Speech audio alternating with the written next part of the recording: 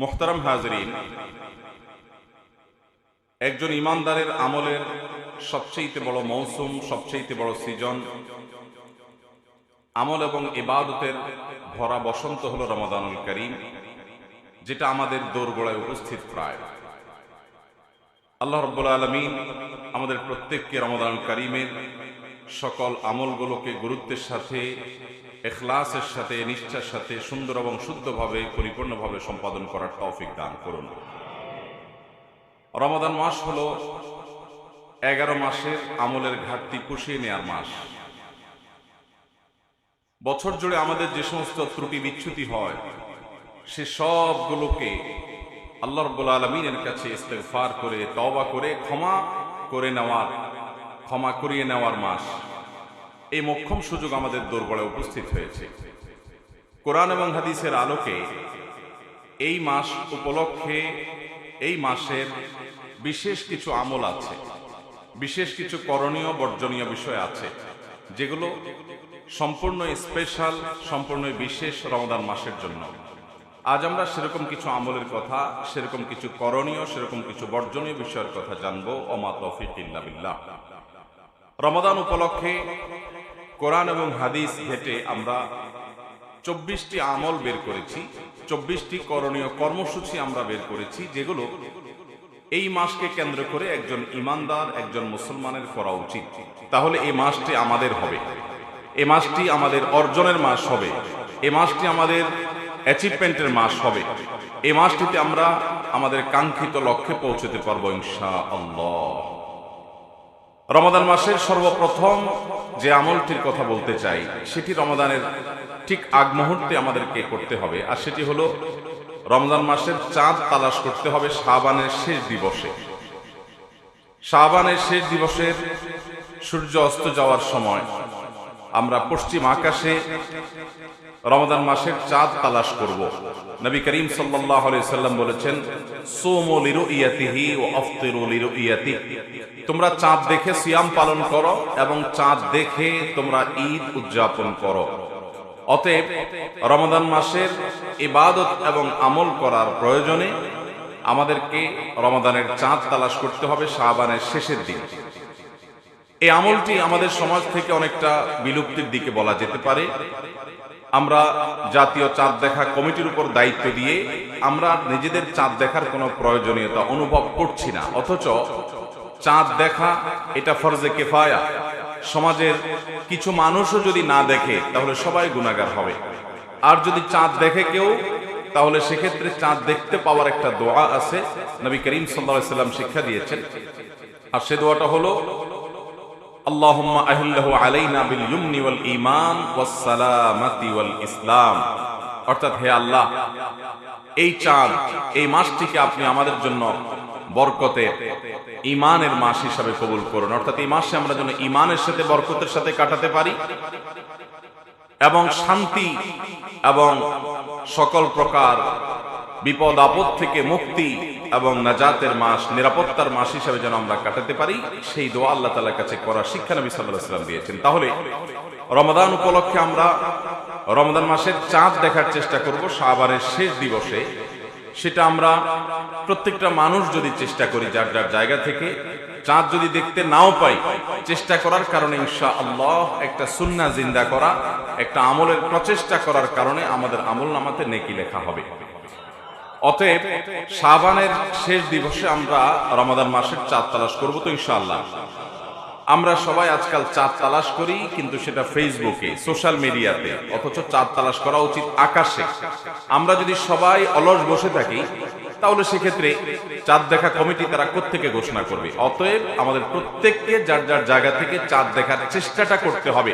আমরা অতিরিক্ত এই জাতীয় প্রতিষ্ঠান নির্ভর হয়ে যাচ্ছি, যা আমাদের জন্য কোনো ভালো কিছু বয়ে আনবে না।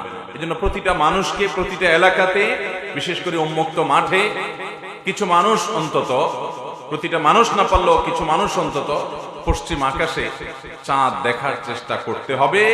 এটা রমাদানের প্রয়োজনে, রমাদানের আমল করবার প্রয়োজনে। তাহলে প্রথম আমরা আমল পেয়ে গেলাম, রমাদান উপলক্ষে রমাদানের চাঁদ তালাশ করতে হবে। নাম্বার 2, রমাদান মাসের সবচেয়ে বড় আমল, সবচেয়ে গুরুত্বপূর্ণ আমল হলো দিনের বেলা রোজা রাখা সকল প্রাপ্তবয়স্ক সুস্থ বিবেক সম্পন্ন নারী এবং পুরুষের জন্য আল্লাহ রাব্বুল আলামিন সকল ঈমানদার প্রাপ্তবয়স্ক নারী পুরুষের জন্য রমাদানে দিনের বেলা সিয়াম রাখাটাকে ফরজ করেছেন। আল্লাহ বলেছেন, কুতিবা আলাইকুমুস সিয়াম কামা কুতিবা আলাল্লাযীনা মিন ক্বাবলিকুম লাআল্লাকুম তাত্তাকুন। তোমাদের পূর্ববর্তী জাতিদের প্রতি যেমন সিয়াম ফরজ করা হয়েছিল, ঠিক একইভাবে তোমাদের উপরে সিয়াম অর্থাৎ রোজা রাখাটাকে ফরজ করা হয়েছে যেন তোমরা তাকওয়া অবলম্বন করতে পারো।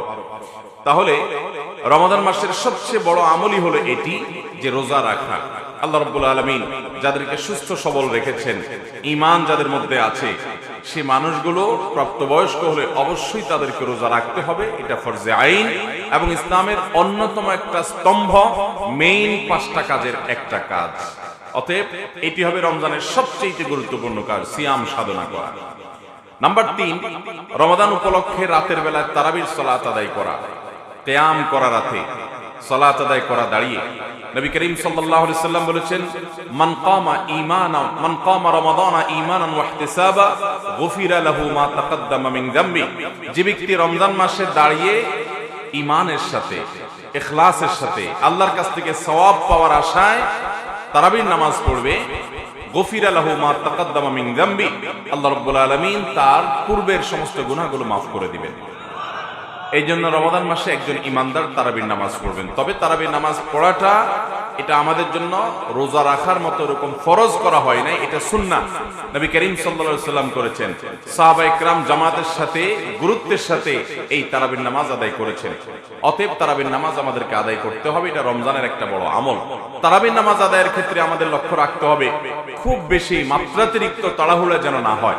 তাড়াহুড়া যদি হয়, হাফেজ সাহেবের তেলাওয়াত যদি আমরা না বুঝি, কোনো কিছু অতিরিক্ত যদি হুলস্থুল করা হয়, তাহলে সেক্ষেত্রে সেই তারাবি কখনো আল্লাহর কাছে আমাদেরকে নৈকট্যপ্রাপ্ত বান্দাদের কাতারে শামিল করবে না।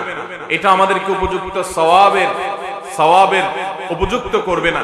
এই জন্য তারাবি হতে হবে মিডিয়াম পর্যায়ে, কমপক্ষে যত আস্তে যত ধীরে হতে পারে সেটা ততই ভালো।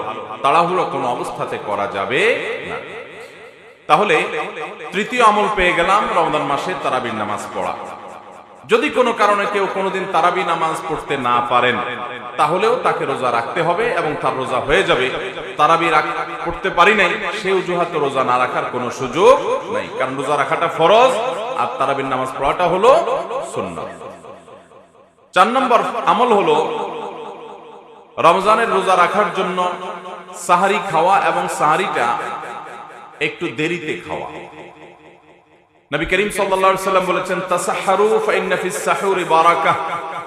তোমরা সাহারি খাও, কারণ সাহারি খাওয়ার মধ্যে বরকত আছে, সাহারির খাবারের মধ্যে কল্যাণ রাখা আছে। এটা আমাদের জন্য কল্যাণ বয়ে আনে, আত্মিকভাবে, শারীরিকভাবে, নানা দিক থেকে। এই জন্য খুব বেশি খেতে ইচ্ছা না করলেও সাহারিতে কিছু একটা অন্তত খাওয়া, এটা সুন্নাহ। এবং সাহারি খেতে হয় একটু দেরিতে, একটু বিলম্বে, শেষের দিকে। নবী করিম সাল্লাল্লাহু আলাইহি সাল্লাম রাতের শেষের দিকে সাহারি খাওয়ার জন্য আমাদের উদ্বুদ্ধ করে বলেছেন, এই উম্মত অর্থাৎ মুসলমানরা ততদিন পর্যন্ত কল্যাণের অধিকারী হবে, কল্যাণের মধ্যে থাকতে পারবে যতদিন পর্যন্ত তারা ইফতার তাড়াতাড়ি করবে আর সাহারি দেরিতে করবে। সাহারি দেরিতে করার মানে কি?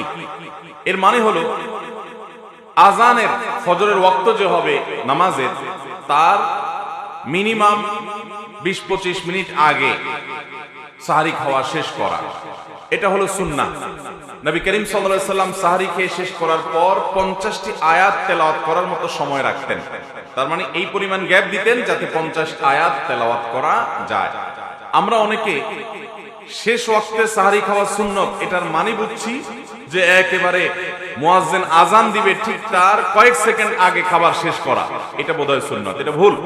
নবী করিম সাল্লাল্লাহু আলাইহি সাল্লাম একেবারে শেষ মুহূর্ত বলতে আজান দেয় ততক্ষণ পর্যন্ত খেতেন না, বরং তার যথেষ্ট আগে খাবার তিনি খাওয়া শেষ করতেন। যদিও ওয়াক্ত হওয়ার আগ মুহূর্ত পর্যন্ত আপনি খেতে পারেন, কিন্তু নবী সাল্লাল্লাহু আলাইহি সাল্লামের সুন্নাহ হলো যে আপনি কমপক্ষে ওয়াক্ত হওয়ার আগে 50 আয়াত তেলাওয়াত করার মতো সময় গ্যাপ রেখে তারপরে খাবেন।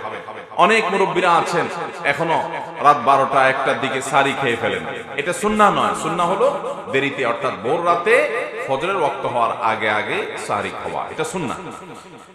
5 নম্বর আমল হলো ইফতার করা এবং সেই ইফতার তাড়াতাড়ি করা। ইফতার করা এটা নবী সাল্লাল্লাহু আলাইহি ওয়াসাল্লামের সুন্নাহ, এবং তাড়াতাড়ি ইফতার করা এটাও তার সুন্নাহ। আমরা অনেকে ইফতার করি একটু দেরিতে, আজান হয়ে গেছে, ওয়াক্ত হয়ে গেছে, তারপর অনেকে ইফতার করে না, যে আরো সতর্ক হই, আরো বেশি সময় বসে থাকি। এবং সময় হওয়ার পর ইফতার করলে আমরা অনেকে বলি যে সারাদিন রোজা রেখেছ, সহ্য করতে পারলা, এখনো তো তাড়াহুড়া কি আছে, আর 2-4 মিনিট 10 মিনিট সহ্য করো।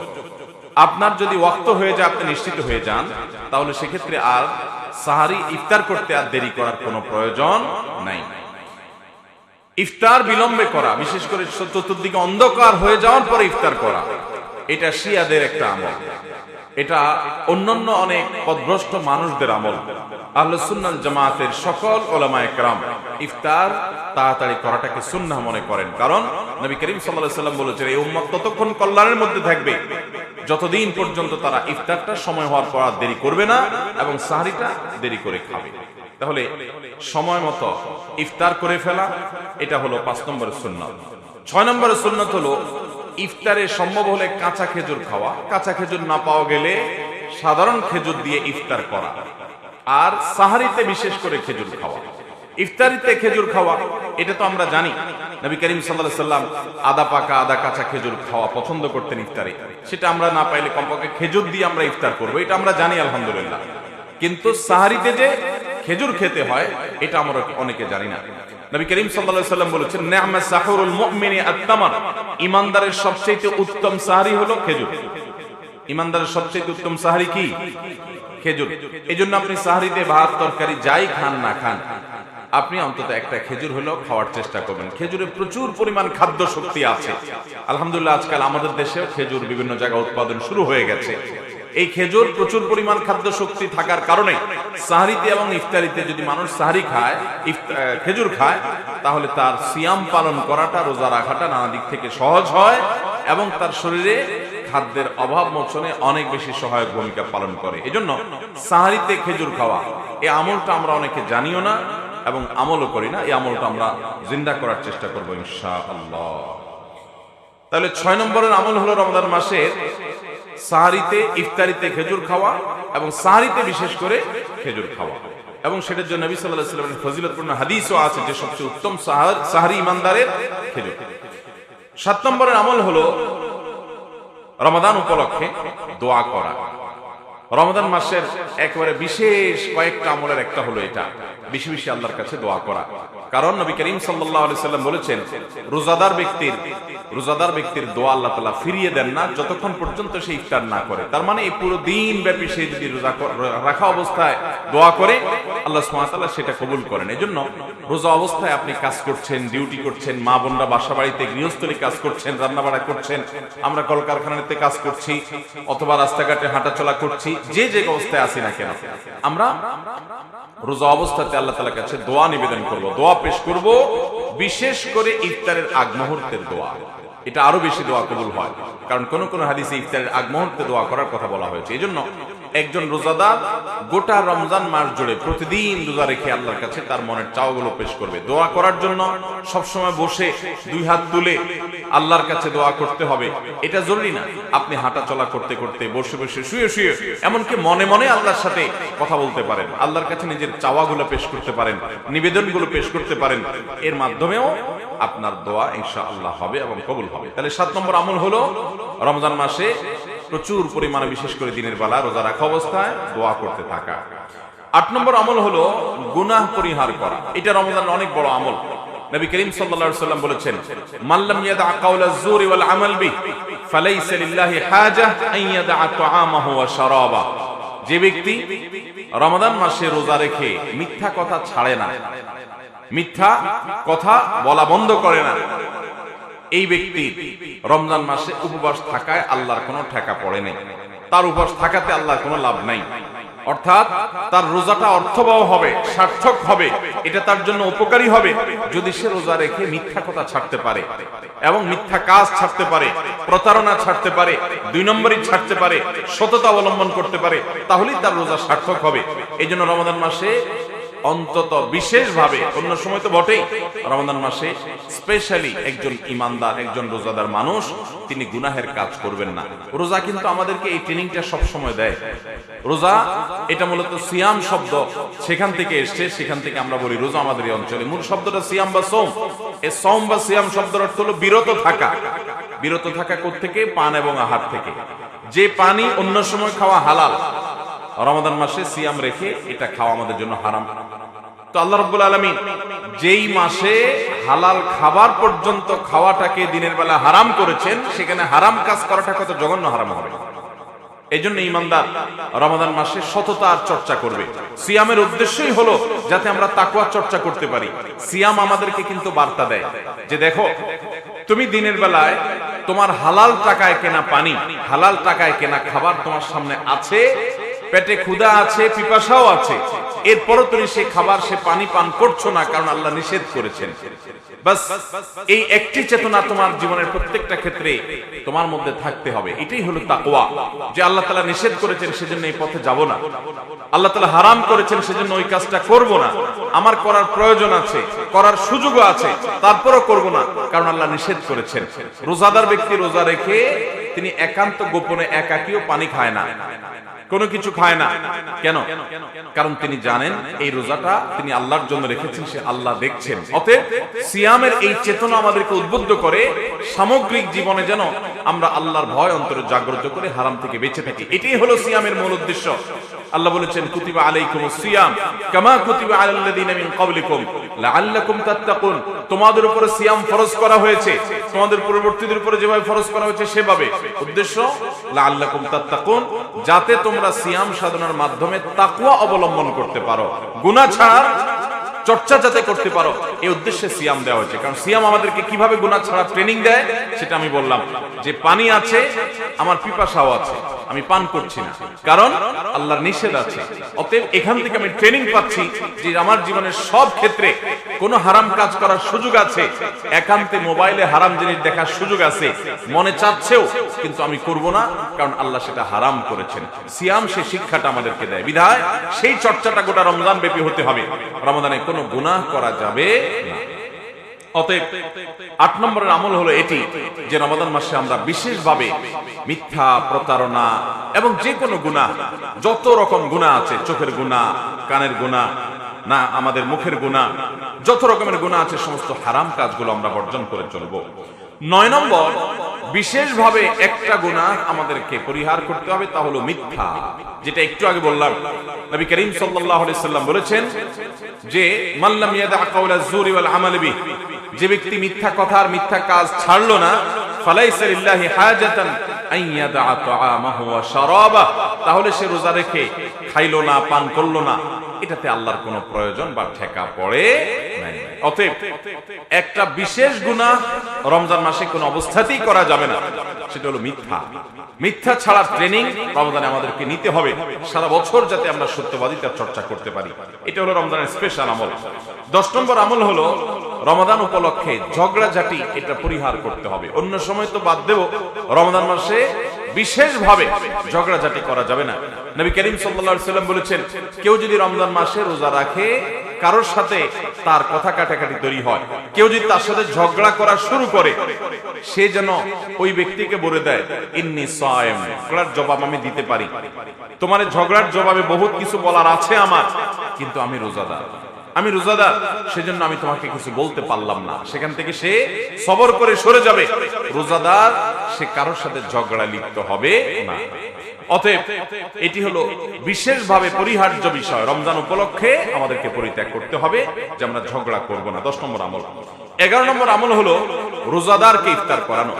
নবী করিম সাল্লাল্লাহু আলাইহি সাল্লাম বলেছেন, মান ফাত্তারা সায়েমান, যদি কোনো ব্যক্তি কাউকে, কোন রোজাদারকে ইফতার করায়, কানা লাহু মিথলু আজরিহি মিন গায়রি আন ইউনকাসা মিন আজরিহি শাইআ, তাহলে রোজাদার রোজা রেখে যে পরিমাণ সওয়াব পাইছে তারটা তো তিনি পাবেনই, অতিরিক্ত হিসাবে যে আল্লাহর বান্দা কাউকে ইফতার করাইছে, আল্লাহ তাআলা তাকে সমপরিমাণ সওয়াব দান করবেন।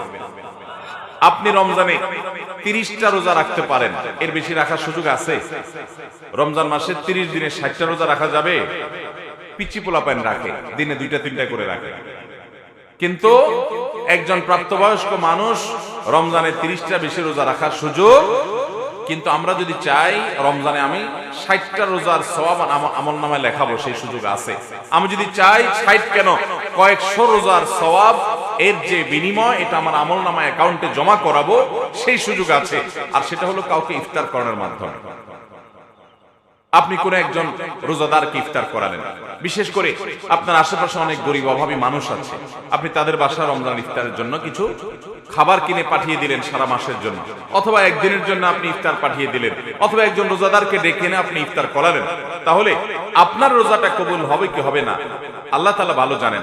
কিন্তু ওই আল্লাহর বান্দাকে যে আপনি ইফতার করালেন, আপনি একটি পূর্ণাঙ্গ রোজা আদায় করার সওয়াব আপনার অ্যাকাউন্টে পেয়ে যাবেন।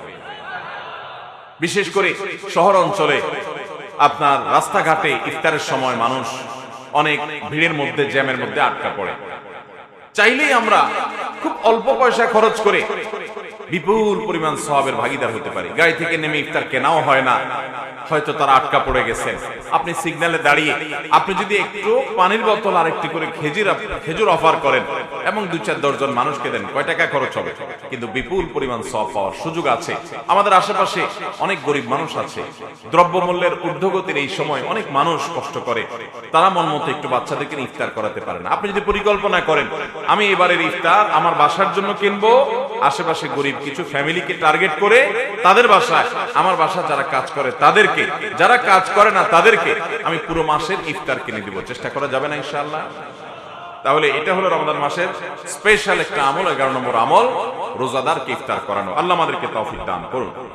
12 নম্বর আমল হলো কোরআন তেলাওয়াত করা, কোরআনে কারীমের তেলাওয়াত করা। নবী করিম সাল্লাল্লাহু আলাইহি সাল্লামের প্রতি আল্লাহ কোরআন নাযিল করেছেন রমাদান মাসে। রমজান মাসের পরিচয় দিতে গিয়েই আল্লাহ বলেছেন শাহরু রমাদান আল্লাযী উনজিলা ফীহিল কোরআন। রমজান মাসটাই হলো এমন মাস যে মাসে কোরআন নাজিল করা হয়েছে। কোরআন অবতরণের জন্য এই মাসটাকে আল্লাহ নির্বাচন করেছেন। অতএব এই মাসটির সাথে কোরআনের সম্পর্ক সুনিবিড়। এই জন্য এই মাসে বেশি বেশি কোরআন তেলাওয়াত করা, এটা নবী করিম সাল্লাল্লাহু আলাইহি সাল্লামের যেমন আমল ছিল, সাহাবায়ে কিরামের আমল ছিল, ইসলামের ইতিহাসের সোনালী যুগের পূর্বসূরি মনীষীদের আমল ছিল। বেশি বেশি করে আমরা রমজান মাসে কোরআন তেলাওয়াত করব ইনশাআল্লাহ। রমজান মাসে আপনি কোরআন শুরু থেকে শেষ পর্যন্ত একবার পড়ে শেষ করেন, ভালো। কোন কারণে পড়তে শেষ করতে পারেন নাই পড়ে, আপনি প্রতিদিন একটু একটু করে অন্তত পড়েন। সারা বছর পারেন না, অন্তত রমজান মাসে পড়েন। শুধু তারাবিতে শুনেন, সেটার উপর ভরসা করে বসে না থেকে একটু একটু করে কোরআন তেলাওয়াত শুরু করেন। চেষ্টা করব না ইনশাআল্লাহ? আপনি প্রতিদিন 1 পৃষ্ঠা করে 2 পৃষ্ঠা করে অন্তত সুন্দর করে শুদ্ধ করে পড়ার চেষ্টা করেন, শেখার চেষ্টা করেন এবং বুঝে বুঝে অর্থ সহকারে জানার চেষ্টা করেন। কোরআনের দর্স এবং তাফসীর মসজিদগুলোতে চালু করেন এবং সেগুলোতে আপনি বসেন, আল্লাহ কি বলেছেন জানার চেষ্টা করেন। কোরআন নাজিলের মাসে কোরআনের সান্নিধ্যে আমাদেরকে আসতে হবে, এটা বিশেষ আমল রমজান মাসের। 12 নম্বর আমল। 13 নম্বর আমল হলো কোরআনে কারীম শোনানো। আমরা তেলাওয়াতটা সবাই করি, কিন্তু শোনানোটা, এই আমলটা আমরা অনেকেই করি না বা জানি না। নবী করিম সাল্লাল্লাহু আলাইহি সাল্লাম রমজান মাস আসলে জিবরিলের সাথে কোরআন শোনাশুনি করতেন। ফেরেশতা জিবরিল আসতেন, তাকে তেলাওয়াত করে শোনাতেন, তিনি তেলাওয়াত করে জিবরিলকে শোনাতেন। তো এই যে কোরআনে কারীমের তেলাওয়াতের পাশাপাশি কাউকে শোনানো বা পরস্পরের সাথে শোনাশুনি করা, এটাও রমজান মাসের একটা বিশেষ গুরুত্বপূর্ণ আমল। চেষ্টা করব তো ইনশাআল্লাহ? তাহলে 13 নম্বর আমল হলো কোরআন শোনাশুনি করা। 14 নম্বর রমজানের বিশেষ আমল হলো সাদাকা করা। আম্মা জান আয়েশা রাদিয়াল্লাহু তাআলা আনহা প্রিয় নবী সাল্লাল্লাহু আলাইহি সাল্লাম সম্পর্কে বলেছেন, তিনি ছিলেন অত্যন্ত দানশীল মানুষ। তার দানশীলতা, তার বদান্যতা এই পরিমাণ থাকতো, তার কাছে যে সমস্ত সম্পদ মানুষ এনে জমা দিতেন, সেগুলো মানুষের মাঝে বন্টন করে তারপর তিনি বাসায় যেতেন। একটি কয়েন বা একটি আপনার স্বর্ণ কিংবা রৌপ্য মুদ্র কিংবা একটা খেজুর কিংবা একটি খাবার তার কাছে আসার পর সেটাও বিতরণ করে শেষ না করে তিনি বাসায় যেতেন না, এইভাবে মানুষকে দিতেন। বিশেষ করে নবী করিম সাল্লাল্লাহু আলাইহি ওয়াসাল্লাম তায়েব বিজয়ের পর অনেক অনেক সম্পদের অধিকারী হয়েছেন। সেই সম্পদগুলো সব মানুষের মাঝে এইভাবে বন্টন করা শুরু করেছেন, তিনি দিয়েছেন, এভাবে প্রত্যেকটা মানুষকে দিয়েছেন। এমনকি বেদুইনরা এসে নবী করিম সাল্লাল্লাহু আলাইহি ওয়াসাল্লামের চাদর টানাটানি শুরু করতে লাগলো যে মুহাম্মদ আমাদেরকেও কিছু দাও। এইভাবে তিনি দেয়া শুরু করতেন। তিনি কৃপণ ছিলেন না, 2 হাতে দান করতেন। তার বাসায় খুব বেশি খাবারের আয়োজন থাকতো না, কিন্তু মানুষকে তিনি 2 হাতে দিতেন। আম্মা জান আয়েশা রাদিয়াল্লাহু বলেন, নবী করিম সাল্লাল্লাহু আলাইহি ওয়াসাল্লাম যে দানশীল ছিলেন, রমজান শুরু হলে তার সে দানশীলতা হয়ে যেত মুক্ত বাতাসের মতো। মুক্ত বাতাস যেরকম সব জায়গায় চলে যায়, যে চায় তার ঘরেও প্রবেশ করে, যে চায় না তার ঘরেও প্রবেশ করে। নবী করিম সাল্লাল্লাহু আলাইহি সাল্লাম রমজান মাসে যে চায় তাকেও দিতেন, যে চায় নাও তাকে দিতেন। দুই হাতে তিনি দান করতেন। তার অঢেল সম্পদ ছিল না, কিন্তু যা ছিল তিনি অকাতরে মানুষকে সেটা দিয়ে দিতেন। তার কাছে মানুষ এসে জমা দিত, সেগুলো বন্টন করে দিতেন। এই জন্য রমজান মাসের একটা বিশেষ আমল হলো দান সাদাকা করা। এখন থেকে আমরা পরিকল্পনা করতে পারি যে আমরা রমজানে কাকে দান করব, কাকে কি দেব, আমার আত্মীয় স্বজন কে আছে না আছে, আমরা তাদেরকে অকাতরে দেওয়ার চেষ্টা করব ইনশাআল্লাহ। ভাইরা আমার, রমজান মাসে বিশেষ করে আমাদের নিকট আত্মীয় যারা আছে তারা যেন ঠিক মতো সিয়াম পালন করতে পারে, ঈদের আনন্দ করতে পারে গরিব মানুষগুলো, আমরা তাদেরকে এখন থেকে পরিকল্পনা করে দান করার চেষ্টা করব। রমজান মাসে যাকাত আমরা অনেকে দেই, যদিও যাকাত রমজান মাসেই দিতে হবে এমন কোনো কথা নেই, বরং আপনি যখন অর্থ সম্পদের মালিক হয়েছেন, এক বছর যখন সেটা আপনার কাছে ছিল তখন যাকাত ফরজ হয়েছে, আপনি তখন যাকাত দিবেন। এটা হলো যাকাতের মূল বিষয়। কেউ যদি যাকাত একটু 2-4 10 দিন 20 দিন 1 মাস দেরি করে দেয়, আদায় হয়ে যাবে। আবার কেউ যদি 10 দিন বা 2-4 মাস আগে অগ্রিম দিয়ে দেয়, হিসাবটা পরে অ্যাডজাস্ট করে, তাতেও হয়ে যাবে। এই জন্য রমজান মাসে কেউ যদি যাকাত দেয়, যে রমজান মাস আমলের মাস, সওয়াবের মাস, সেজন্য আমি দিলাম, দিতে পারেন, কিন্তু রমজানেই দিতে হবে এমন কোনো বাধ্যবাধকতা নেই। চাইলে আমরা সাধারণ দানও করতে পারি, যাকাত দিতে পারি রমজান মাসে। তাহলে 14 নম্বর আমল হলো দান সাদাকা করা। 15 নম্বর আমল হলো তাহাজ্জুদের নামাজ পড়া। তাহাজ্জুদের নামাজ রমজান মাসে, তাহাজ্জুদের নামাজ এবং ভোর রাতে দোয়া করা, এটা রমজান মাসে একটা বিরাট সুযোগ। সারা বছর আমরা ভোর রাতে তাহাজ্জুদের নামাজ পড়ার সুযোগ পাই না, ভোর রাতে এসে দোয়া করার সুযোগ পাই না। সারা দিন এবং রাত 24 ঘন্টার মধ্যে দোয়ার জন্য সবচেয়ে আদর্শ সময়, আল্লাহ রাব্বুল আলামিনকে সবচেয়ে কাছে পাবেন আপনি ভোর রাতে। আল্লাহ রাব্বুল আলামিন দুনিয়ার আসমানে এসে বান্দাকে ডেকে ডেকে ক্ষমা করেন এবং তার বিপদ দূর করেন। এই সুযোগটা আমরা লাভ করি তাহাজ্জুদের সময়, ভোর রাতে। সারা বছর আমরা পারি না, কাজ কামের চাপ থাকে, ডিউটি থাকে, ব্যবসা বাণিজ্য থাকে, রাতে দেরিতে শোয়ার বদ অভ্যাস আছে, আমরা ফজর পড়তেই কষ্ট হয়ে যায়, তাহাজ্জুদ পড়তে পারি না। কিন্তু ভাইরা আমার, গোটা রমজান জুড়ে প্রতিদিন আপনি সাহারি খেতে উঠেন। আপনি চাইলে কিন্তু সাহারির সময় আপনি 10টা মিনিট বের করে সুন্দর করে আপনার বাসার এক কোণে কেবলার দিকে ফিরে আপনি 2 রাকাত 4 রাকাত নামাজ পড়ে হাত তুলে আল্লাহর কাছে আপনি 5 মিনিট দোয়া করতে পারেন, চোখের পানি ফেলতে পারেন। মানুষের মধ্যে দোয়া আসে না তো আপনি আপনার বাড়ির ছাদে চলে যেতে পারেন। মসজিদে মানুষ আজানের পরে আসবে, আপনি আজানের 20 মিনিট আগে চলে যেতে পারেন। আপনি একটু নিরিবিলি আল্লাহর সাথে কথা বলতে পারেন, দোয়া করতে পারেন। আমরা বড় হতভাগা, আল্লাহর কাছে চাইতে জানি না। এটা চাওয়ার মাস আসতেছে ভাই, এবং চাওয়ার জন্য সবচেয়ে মোক্ষম সময় হলো সাহারির সময়টা। আমরা অনেকে আজকাল দেখা যায় সাহারি পার্টি করি, সাহারি পার্টি করি। অনেকে সাহারি উপলক্ষে বিভিন্ন আয়োজন অনুষ্ঠান করে। জাহালত এবং মূর্খতা কোনো জাতিকে যদি স্পর্শ করে, তখন এই ধরনের কর্মকাণ্ড সেই এলাকাতে, সেই সমাজে ব্যাপক আকারে ছড়িয়ে পড়ে। কত বড় হতভাগ্যের কাজ যে যখন আল্লাহ রাব্বুল আলামিন ক্ষমার ঘোষণা করেন, আল্লাহর কাছে দোয়া করতে হয় লাইট বন্ধ করে, বরং চোখের পানি ফেলার সময়, তখন আমাদের এক শ্রেণীর তরুণরা, তাদেরকে দেখা যায় তারা হোটেলে গিয়ে বন্ধু বান্ধব মিলে সাহারি পার্টির নামে তারা আড্ডা জমায়, তারা মौज মাস্তি করে, তারা খাওয়া দাওয়ার অনুষ্ঠান করে। ভাইরা আমার, আমরা এমন একটা সময় চলে আসছি যে ফেসবুকে মাঝে মধ্যে দেখা যায়, কতটা সত্য কতটা ফেক আমি জানি না, যে দাদা মারা গেছেন, নানা মারা গেছেন, নাতিরা দাদা বা নানার লাশের সাথে সেলফি তোলে। এইরকম অমানবিক এবং এরকম পশুসুলভ আচরণ আজ আমাদের এক শ্রেণীর তরুণদের মধ্যে হচ্ছে। আমরা উদ্ভ্রান্ত হয়ে গেছি। আমরা ইসলামকে থেকে দূরে সরার কারণে শয়তান আমাদেরকে এমন একটা জায়গা নিয়ে গেছে যা পশুদেরকে পর্যন্ত হার মানায়। ভাইরা আমার, এরকম উদ্ভ্রান্ত চিন্তা ভাবনার কারণে ইবাদতের সময়টাতে পর্যন্ত আমরা ফুর্তি ফার্তা করার, মौज মাস্তি করার চেষ্টা করছি। ভোর রাতের এই সময়টা আনন্দ ফুর্তি করার সময় নয়, এটা কান্নাকাটি করার সময়। এটা আনন্দ ফুর্তি আর মौज মাস্তির সময় নয়, এটা সেজদায় পড়ার সময়। এটা আলোর ঝলকানির মধ্যে গিয়ে হোটেলে বসে রং তামাশা করে খাওয়া দাওয়া করার সময় নয়, এটা আলো আধারিতে বসে বসে আল্লাহর কাছে দোয়া করার সময়। আল্লাহ আমাদেরকে বুঝার তৌফিক দান করুন। ভাইরা আমার, গোটা 30 দিন পুরো মাস জুড়ে আমরা চাইলে প্রতিদিন আল্লাহর কাছে ভোর রাতে একটা বার করে 5 মিনিট 10 মিনিট করে আমরা দোয়া করতে পারি। আল্লাহ তাআলা আমাদেরকে তৌফিক দান করুন। তাহলে রমজান মাসে এই সুযোগটা আমাদের জীবনে বেশি আসে, তাহাজ্জুদের নামাজ পড়া এবং সাহারির সময় একটু দোয়া করা। প্রত্যেকে যার যার মতো ফ্যামিলি মেম্বাররা আমরা আল্লাহর সাথে কথা বলবো, এটা দোয়ার সময়, দোয়া কবুলের সময়। এটা গেল 15 নম্বর আমল তাহাজ্জুদ এবং দোয়া করা শেষ সাথে। 16 নম্বর আমল হলো মেসওয়াক করা। আমাদের সমাজ থেকে এটা বিলুপ্ত প্রায়, আমরা অনেকেই জানি না। মেসওয়াক করা, আম্মা জান আয়েশা বলেছেন রাদিয়াল্লাহু তাআলা আনহা, নবী করিম সাল্লাল্লাহু আলাইহি সাল্লামকে রোজা অবস্থায় আমি এত বেশি মেসওয়াক করতে দেখেছি যে গুণে শেষ করতে পারবো না, এত বেশি বার, এত বেশি সংখ্যক তিনি মেসওয়াক করতেন। এই জন্য আমরা রমাদান মাসে রোজা রেখে দিনের বেলায় প্রচুর পরিমাণে মেসওয়াক করব। অনেকে মেসওয়াক করতে চায় না, মনে করে মেসওয়াক করলে রোজা হালকা হবে কিনা। না, হালকা হবে না, রোজা বরং আরো ভারী হবে।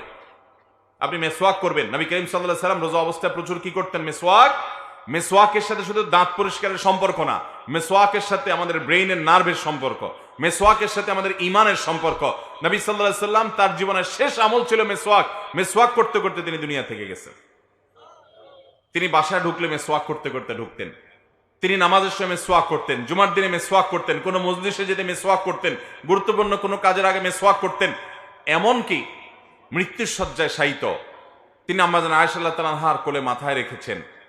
তার দুনিয়া থেকে চলে যাওয়ার সময় হয়ে গেছে। আয়েশা রাদিয়াল্লাহু তাআলা আনহার ভাই আব্দুর রহমান ওই সময় নবী সাল্লাল্লাহু আলাইহি সাল্লামের কক্ষে প্রবেশ করছিলেন, তার হাতে মেসওয়াক ছিল। নবীজির তখন জবান প্রায় বন্ধ, ভালো করে কথা বলতে পারেন না অসুস্থতার কারণে। আম্মা জান আয়েশাকে ইশারা করলেন মেসওয়াকের দিকে। আয়েশা রাদিয়াল্লাহু তাআলা বুঝতে বাকি থাকলো না যে নবীজি মেসওয়াক করতে চাচ্ছেন। তখন তার ভাইয়ের কাছ থেকে মেসওয়াকটা চেয়ে নিয়ে তিনি নিজের দাঁত দিয়ে চিবিয়ে দিলেন। নবী সাল্লাল্লাহু আলাইহি সাল্লাম সে মেসওয়াক করতে করতে দুনিয়া থেকে চলে গেছেন। তো এই রমজান মাসে বা রোজা রেখে নবী করিম সাল্লাল্লাহু আলাইহি সাল্লাম এত বেশি মেসওয়াক করতেন, কতবার করতেন আম্মা জান আয়েশা বলছেন আমি গুণে শেষ করতে পারবো না। তাইলে আমরা রোজা রেখে মেসওয়াক করবো তো ইনশাআল্লাহ। 16 নম্বর আমল হলো রমজানে উমরা করা।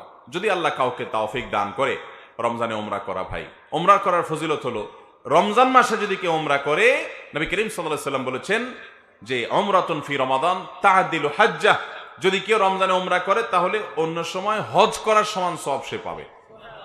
আর কোন কোন বর্ণনা আছে যে উমরাতুন ফি রমাদান তা'দিলু হাজ্জাতাম মাই, রমজানে উমরা করলে নবী সাল্লাল্লাহু আলাইহি সাল্লাম বলেছেন আমার সাথে হজ করার সমান সওয়াব হবে। অতএব যাদের তৌফিক আছে আমরা উমরা করব। এখন অবশ্য উমরা অনেক কঠিন হয়ে গেছে আমাদের জন্য, বাংলাদেশের মানুষের জন্য বিশেষ করে উমরা অনেক কঠিন হয়ে গেছে। শুধু বিমান ভাড়াই 1 লাখের মতো, লাখখানেক টাকা শুধু বিমান ভাড়াই, এবং সৌদিতেও খরচ এই পরিমাণ বাড়ছে যে আসলে এটা সাধারণ গরিব মানুষের নাগালে বাইরে। উমরা করতে এখন প্রায় রমজান মাসে 2 লাখ টাকার নিচে হয় না, এরকম কঠিন হয়ে গেছে। আল্লাহ তাআলা আমাদেরকে সহজ করার তৌফিক দান করুন। তাহলে 17 নম্বর আমল হলো রমজান মাসে উমরা করা। যদি তৌফিক থাকে করব, আর তৌফিক না থাকলে নিয়ত করব যে আল্লাহ আমাকে তৌফিক যেন দেন, দোয়া করব। 18 নম্বর আমল হলো রমজানের শেষ দশক ইবাদত বন্দেগীর জন্য মাজায় গামছা বেঁধে নিতে হবে। সবচেয়ে বেশি চেষ্টা করতে হবে শেষ দশক। কানান নবী সাল্লাল্লাহু আলাইহি সাল্লাম ইদা দাখালাল আশর ইয়াজতাহিদু ফীহি মা লা ইয়াজতাহিদু ফী গায়রি। আয়েশা রাদিয়াল্লাহু তাআলা বর্ণনা করেছেন নবী করিম সাল্লাল্লাহু আলাইহি সাল্লাম রমজানের শেষ দশক আসলে যেই পরিমাণ ইবাদত বন্দেগী করতেন, যেই পরিমাণ মেহনত করতেন, দোয়া তেলাওয়াত, নফল নামাজ, রোনাজারি, জিকির আজকার, আল্লাহর দিকে যেই পরিমাণ রুজু হতেন, শেষ 10 দিন আসলে এটা তার জীবনে অন্য কোনো সময় করতেন না। অর্থাৎ জীবনের ইবাদতের জন্য সবচেয়ে বেশি সাধনা, সবচেয়ে বেশি চেষ্টা করতে হবে রমজানের শেষ 10 দিন। চেষ্টা করবো তো ইনশাআল্লাহ। আমাদের বরং শেষ 10 দিন ইবাদতটা একটু কম হয়, কারণ আমাদের দেশে আপনি দেখবেন রমজানের প্রথম মসজিদে মুসল্লি ফিল আপ হয়ে, বারান্দা পূরণ হয়ে, বাহিরেও কিছু কার্পেট বা চাটাই বিছানো লাগে প্রথম রমজানের প্রথম দিনগুলো। আস্তে আস্তে যখন যেতে থাকে 8-10 দিন, দ্বিতীয় দশক শুরু হলে আস্তে আস্তে বাহিরের বিছানা, বাহিরের আপনার চাটাই এবং কার্পেটগুলো গোছায় ফেলায় মুয়াজ্জিন সাহেবরা, কারণ সেখানে আর মুসল্লি হয় না। আস্তে আস্তে মুসল্লি বারান্দায় চলে আসে। আর শেষের 10 দিন যখন শুরু হয় তখন দেখা যায় ওই অরিজিনাল যেগুলা ওয়াক্তিয়া মুসল্লি ছিল ওইগুলার বাইরে সামান্য কিছু মুসল্লি থাকে, বারান্দায় আর মুসল্লি থাকে না। ঠিক না ঠিক? আমরা ঈদের কেনাকাটায় ঝাঁপিয়ে পড়ি, গ্রামের বাড়িতে ঈদ করার জন্য চলে যাই, সেই ব্যস্ততায় আমরা ব্যস্ত হয়ে পড়ি। রমজানের সবচেয়ে স্বাদটাই হলো শেষের দিকে, সবচেয়ে স্বাদই শেষের দিকে। এই জন্য নবী করিম সাল্লাল্লাহু আলাইহি সাল্লাম রমজানের শেষ 10 দিন ইবাদতের জন্য সবচেয়ে বেশি মেহনত করতেন। আল্লাহ সুবহানাহু ওয়া তাআলা আমাকে আপনাকে তৌফিক দান করুন। চেষ্টা করব তো ইনশাআল্লাহ রমজানের শেষ 10 দিন আমরা বিশেষ ইবাদতের জন্য চেষ্টা করব। এটা ছিল নবী সাল্লাল্লাহু আলাইহি সাল্লাম বিশেষ আমল। তাহলে 18 নম্বর আমল হলো রমজানের শেষ 10 দিন ইবাদতের জন্য স্পেশাল মেহনত করতে হবে। 19 নম্বর আমল হলো রমজানের শেষ 10 দিন ইতিকাফ করতে হবে। কি করতে হবে ভাই? ইতিকাফ করতে হবে। আহা, এই আমলটা মিসকিন, এই আমলটা আমাদের সমাজ থেকে বিলুপ্তির পথে। আমাদের দেশে মসজিদগুলোতে ইতিকাফের জন্য লোক ভাড়া করে বসাইতে হয়, আছে না নাই? ইতিকাফে বসার মতো লোক নাই। একটা এলাকাতে হাজার হাজার মানুষ বসবাস করে, কিন্তু আল্লাহর ঘরে 10 দিন ইতিকাফ করবে এই সময়টা মানুষের নাই। টাকা দিয়ে ইতিকাফে লোক বসানো হারাম। যে টাকা দিয়ে বসে সেও গুনাহগার, আর যারা টাকা দিয়ে বসায় তারাও গুনাহগার। ইবাদতে কোনো টাকা পয়সা চলে ভাইরা আমার। ইতিকাফের জন্য আমাদের দেশে মসজিদগুলোর লোক পাওয়া যায় না। আহা, অথচ ইতিকাফ এমন একটা আমল, এই আমলটা প্রিয় নবী সাল্লাল্লাহু আলাইহি ওয়াসাল্লামের জীবনে 1 বছরও ছাড়েন নাই। রমজানের রোজা ফরজ হয়েছে 3য় হিজরিতে, তখন থেকে নিয়ে তার ওয়াফাত পর্যন্ত প্রতি বছর রমজানের শেষ 10 দিন তিনি ইতিকাফ করছেন। 1 বছর তিনি ইতিকাফে বসছেন, কিন্তু আবার বের হয়ে যেতে হয়েছে, ইতিকাফ ভেঙে ফেলতে হয়েছে বিশেষ কারণে। পরবর্তী বছর তিনি এসে 20 দিন ইতিকাফ করে আগের বছরের 10 দিন পূরণ করেছেন। তারপরও ইতিকাফ কখনো ছাড়েন নাই। একটিবার চিন্তা করেন তো, যে আমলটা প্রিয় নবী সাল্লাল্লাহু আলাইহি ওয়াসাল্লাম জীবনে একবারও ছাড়েন নাই, সেটা বেশিরভাগ মানুষের জীবনে একবারও করি নাই আমরা। এই পুরা মাহফিলে যত মানুষ আছি আমরা, জীবনে একবার অন্তত রমজানের শেষ 10 দিন মসজিদে ইতিকাফে বসছেন এরকম যারা আছেন একটু হাত তোলেন। শেষ 10 দিন ইতিকাফে বসছেন, মাশাআল্লাহ। কয়জন মানুষ হবে? 10, 15, 20 জন মানুষ এত বড় মজলিসের মধ্যে। বাকি মানুষগুলো আমরা বসি নাই। ভাইরা আমার, নবী করিম সাল্লাল্লাহু আলাইহি ওয়াসাল্লাম যেটা জীবনে কখনো ছাড়েন নাই, সেটা আমি জীবনে কখনো করি নাই। নিজের শত্রুর সাথেও তো এরকম বৈপরীত্য মানুষ করে না। এতে কেমন নিয়ত করবো তো ইনশাআল্লাহ। আপনি বলবেন আপনি ব্যস্ত, আপনার সময় নাই। কি ব্যস্ত আপনি ভাই? আপনার যদি মালাকুল মউত এখন হাজির হয়ে যায়, আপনি যদি বলেন যে আমি একটু ব্যস্ত, আসি পরে আসেন, কোনো কাহিনী চলবে? ভাইরা আমার, প্রিয় নবী সাল্লাল্লাহু আলাইহি ওয়াসাল্লামের চেয়ে বেশি ব্যস্ত আপনি। উনি ছিলেন রাহমাতুল আলামিন, গোটা পৃথিবীর মানুষের নাজাতের জন্য আল্লাহর পক্ষ থেকে দায়িত্বপ্রাপ্ত হয়ে আসছেন। রাতে ঘুমাতে পারতেন না, মানুষকে হেদায়েতের জন্য পেরেশান থাকতেন, আল্লাহর কাছে রোনাজারি করতেন, তার কোনো অবসর সময় ছিল না তেমন। অথচ তিনি পর্যন্ত তার মদিনা রাষ্ট্রের প্রধান ছিলেন, রাষ্ট্র পরিচালনার কাজ ছিল, অনেক অভিযান পরিচালনা করার দায়িত্ব ছিল, অনেক ষড়যন্ত্র মোকাবেলা করতে হতো। ইসলাম সারা বিশ্বের বড় বড় নেতাদের কাছে পৌঁছাতে হয়েছে, সবার কাছে পৌঁছাতে হয়েছে, সবার সব সমস্যাগুলো দেখতে হতো তাকে। এত দায়িত্ব পালন করেছেন, এবং এতজন স্ত্রী তার ছিলেন, এই ফ্যামিলিগুলোর সবগুলোর দায়িত্ব, সবার দায়িত্ব তার পালন করতে হয়েছে। এত কিছু দায়িত্ব যার, তিনি এত ব্যস্ততা সত্ত্বেও রমজানের শেষ 10 দিন আসলে সকল দায়িত্ব প্যাকেট করে রেখে তিনি মসজিদে ইতিকাফের জন্য বসে যেতেন, এবং মসজিদে বসে তিনি দাওয়াতি কাজ এবং জিহাদের কাজ, অন্যান্য কাজগুলো আঞ্জাম দিতেন, কিন্তু মসজিদে বসে যেতেন। অতএব আমাদের শেষ 10 দিন মসজিদে বসতে হবে, চেষ্টা করবো তো ইনশাআল্লাহ। মসজিদে ইতিকাফে আমরা যারা কখনো বসি নাই, আমরা মনে করি এটা তো একটা বন্দি জীবন, এটা তো একটা জেল জীবনের মতো, যে আটকা পড়ে যাব, 10 দিনের জন্য আর বের হতে পারবো না, শুধু টয়লেটের জন্য বের হওয়া যাবে, এছাড়া বের হওয়া যাবে না। আমাকে বাসা থেকে খাবার কেউ এনে দিবে, আমি বসে বসে খাবো। 10 দিন এখানে বন্দি থাকলে আমার বোরিং ফিল হবে, আমি কিভাবে সময় কাটাবো? ভাইরা আমার, যারা ইতিকাফে বসেন নাই তারা ইতিকাফের স্বাদ সম্পর্কে বলতে পারবেন না। আপনি ইতিকাফে বসলে আর কিছু না হোক, আপনি বিছানাপত্র নিয়ে যদি মসজিদে পড়ে যান আল্লাহর ঘরে, তো আপনার কাছে ফিল হবে, অনুভব হবে যে আল্লাহ তাআলার চৌকাঠে দুয়ারে গিয়ে আপনি পড়ে গেছেন, এরকম মনে হবে আপনার কাছে। অবর্ণনীয় একটা স্বাদ এবং ভালো লাগা কাজ করবে। এই জন্য ভাইরা আমার, আমরা রমজানের শেষ দশকে ইতিকাফ করার চেষ্টা করবো তো ইনশাআল্লাহ। ইতিকাফ করলে আমরা মনে করি কোনো কথাবার্তা বলা যায় না, চুপচাপ থাকা লাগে, বোবা হয়ে থাকতে হয় না, এরকম কোনো কথা নেই। 2-4 জন মানুষ থাকলে আপনি ইতিকাফে তাদের সাথে কথা বলতে পারেন, অন্য মুসল্লিদের সাথে কথা বলতে পারেন। এমনকি আপনার দুনিয়াবি কোনো বিষয় যদি খুব বেশি জরুরি হয়, সেটা আপনি সারতে পারেন। র্যান্ডমলি আপনি সেখানে বসে দুনিয়ার কাজ করবেন না, সেখানে বসে ইবাদতবন্দি করবেন, কিন্তু কোনো জরুরি কাজ থাকলে সেটা আপনি ওখানে বসে সারতে পারেন। আর এমনিতে সাধারণ কথাবার্তা বলাতে কোনো অসুবিধা নেই। আমরা মনে করি যে না, ওখানে বোধহয় রোবটের মতো থাকতে হবে। অতএব আমরা ইতিকাফ করার নিয়ত করবো তো ইনশাআল্লাহ। তাহলে 19 নম্বর আমল হলো রমজানের শেষ 10 দিন ইতিকাফ করা। 20 নম্বর আমল হলো লাইলাতুল কদরে। রমজানের শেষ দশকের প্রতিটা রাতেই লাইলাতুল কদর হতে পারে। বেজোড় রাতগুলোতে হওয়ার সম্ভাবনা আরো বেশি, 21, 23, 25, 27, 29 রাতগুলোতে নবী সাল্লাল্লাহু আলাইহি ওয়াসাল্লাম বলেছেন যে তোমরা রমজানের শেষ দশকের বেজোড় রাতে লাইলাতুল কদর তালাশ করো। অতএব লাইলাতুল কদর পাওয়ার উদ্দেশ্যে সেই রাতগুলোতে বিশেষভাবে একটা দোয়া পাঠ করা, এটা হলো 20 নম্বরের আমল। সে দোয়াটা কি? দোয়াটা হলো আল্লাহুম্মা ইন্নাকা আফুউন তুহিব্বুল আফওয়া ফাফু আন্না। আল্লাহ, আপনি ক্ষমাশীল, আপনি ক্ষমা করতে পছন্দ করেন, অতএব আমাদেরকে ক্ষমা করেন। এই দোয়াটা আমরা শেষ দশকে বেশি বেশি করে পড়বো ইনশাআল্লাহ। এটি একটি গুরুত্বপূর্ণ আমল রমজানের শেষ দশকের, বিশেষ করে বেজোড় রাতগুলোর এবং শবে কদরের, লাইলাতুল কদরের 20 নম্বর আমল। 21 নম্বর আমল হলো ইফতারের সময় একটি দোয়া নবী সাল্লাল্লাহু আলাইহি ওয়াসাল্লাম পড়তেন, সেই দোয়াটা পাঠ করা।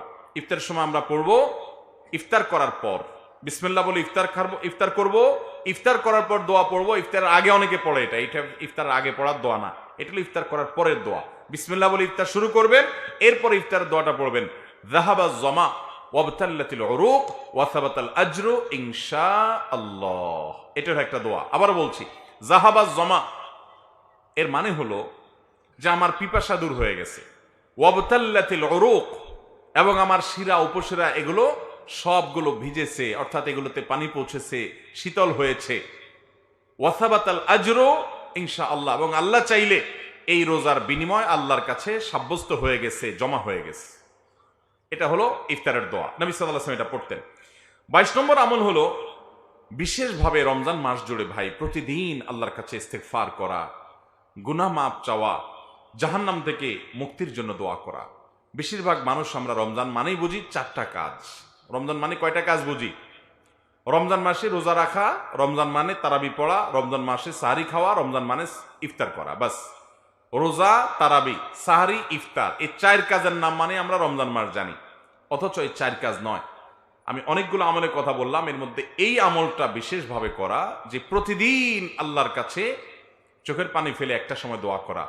রমজান মাস আসলে আমরা এত ব্যস্ত হয়ে পড়ি, ব্যবসায়ীরা বোনাস দিতে হবে, আমরা ঈদের কেনাকাটা করতে হবে, আমাদের ইবাদতের আর টাইম নেই। যে মাসটা আসছে ইবাদতের জন্য, মূল কাজ হলো ইবাদত, সে ইবাদত বলে আমরা অন্য সব করি, ইবাদতের সময় আমাদের হয় না। ভাইরা আমার, নবী করিম সাল্লাল্লাহু আলাইহি সাল্লাম বলেছেন, তার কাছে জিবরিল এসে আল্লাহর পক্ষ থেকে অফার নিয়ে এসে বলেছেন, বাউদা মান আদরাকা রমাদান ফালা ওয়ালাম ইগফার লা, ওই ব্যক্তি ধ্বংস হোক যে রমজান মাস পেল অথচ তার গুনাহগুলো মাফ করাইতে পারলো না। এটা অফারের মাস, সারা জীবনের গুনাহ মাফ করাইতে চাইলে এটা সবচেয়ে বড় সুযোগ। অনুতপ্ত হয়ে, লজ্জিত হয়ে আল্লাহর কাছে চোখের পানি ফেলে 2 হাত তুলে দোয়া করা, আল্লাহ আপনি মাফ করে দেন, আমি আর অপরাধ করব না, আমার আগের সবগুলো হিসাব আপনি পরিষ্কার করে দেন, সবগুলো অপরাধ আপনি ডিলিট করে দেন, গুনাহ হিসাব সব আপনি মুছে দেন। আল্লাহর কাছে দোয়া করে চোখের পানি ফেলে যদি আমরা নিবেদন করতে পারি, দোয়া করতে পারি, ইনশাআল্লাহ আল্লাহ তাআলা মাফ করবেন। নবী সাল্লাল্লাহু আলাইহি ওয়াসাল্লাম বলেছেন, ওয়ালিল্লাহি উতাকাউ মিনান নার ওয়া যালিকা কুল্লু লাইলা, রমজানের প্রতি রাতে আল্লাহ তাআলা বহু মানুষকে জাহান্নাম থেকে মুক্ত এই পরওয়ানা ঘোষণা দিতে থাকেন, যে অমুক জাহান্নাম থেকে মুক্ত, অমুক জাহান্নাম থেকে মুক্ত।